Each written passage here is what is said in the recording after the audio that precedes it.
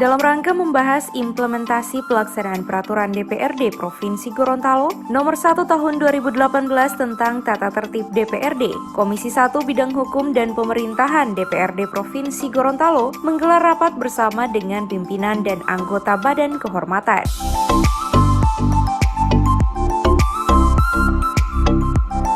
Rapat yang berlangsung di ruang Komisi 1 tersebut dihadiri langsung oleh Ketua Komisi 1 Awe Talib bersama Ketua Badan Kehormatan Nasir Majid.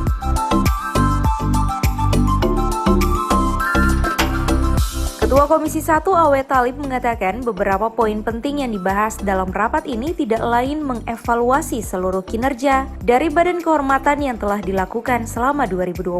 Di mana dalam pelaksanaan tugasnya dikatakan oleh Ketua Komisi 1 masih ditemukan beberapa permasalahan yang menjadi hambatan dari Badan Kehormatan dalam melaksanakan tupoksinya. Jadi rapat hari ini adalah terkait dengan rapat kerja antara Komisi 1, komisi yang membidangi hukum pemerintahan, aparatur ya, dan dengan Badan Kehormatan DPRD Provinsi Gorontalo. Ini terkaitnya materinya adalah implementasi pelaksanaan peraturan DPRD nomor 1 tahun 2018 tentang tata tertib DPRD.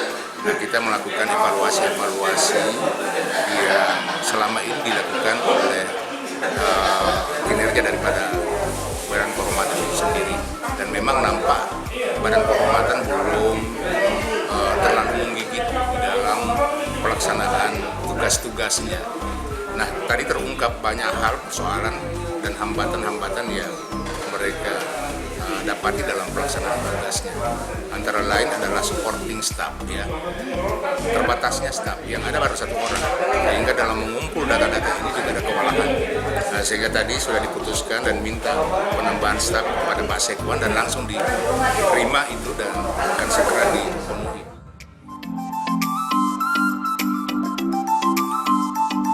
Sementara itu terkait dengan beberapa hambatan tersebut, Badan Kehormatan DPRD Provinsi Gorontalo meminta tambahan tenaga ahli ke Sekretaris Dewan dalam menunjang kinerja parlemen. Dikatakan juga kolaborasi dan bentuk dukungan dari Komisi 1 serta Sekretaris Dewan akan menambah semangat kinerja di Badan Kehormatan. Bahkan anggota DPRD dari Dapil Gorontalo Utara tersebut menambahkan tidak akan tebang pilih untuk memproses setiap pelanggaran jika ada ALEK yang melanggar kode etik. Terkait dengan kinerja Badan Kehormatan sendiri, ada beberapa kendala-kendala teknis yang kami dapatkan dan sudah dikonsultasikan oleh Sekretariat Dewan. Alhamdulillah beberapa sudah bisa dieksekusi dalam waktu dekat,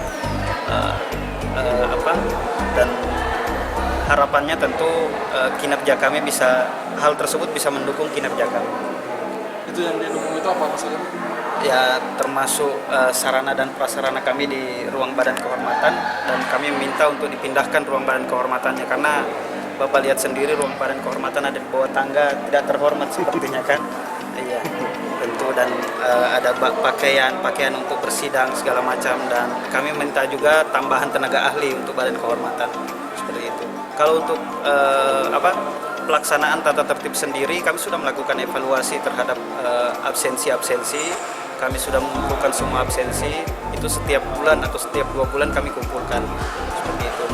Cuman tadi dari teman-teman Komisi 1 meminta kami lebih aktif lagi di rapat-rapat paripurna AKD untuk langsung mengambil absensi dari Badan Kehormatan, tidak menunggu absensi dari DPRD, seperti itu. Jadi dengan support ini akan maksimal kinerja, Pak? Ya, kami pastikan Badan Kehormatan tidak tebang pilih dalam melaksanakan tugasnya.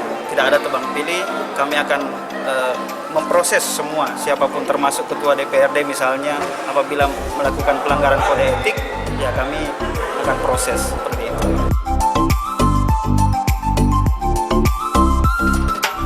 Adapun untuk kinerja di tahun 2020, Ketua Badan Kehormatan menegaskan telah memproses pelanggaran yang dilakukan oleh salah satu anggota Dewan yang bermasalah dengan kehadiran pada setiap rapat paripurna dan rapat alat kelengkapan Dewan.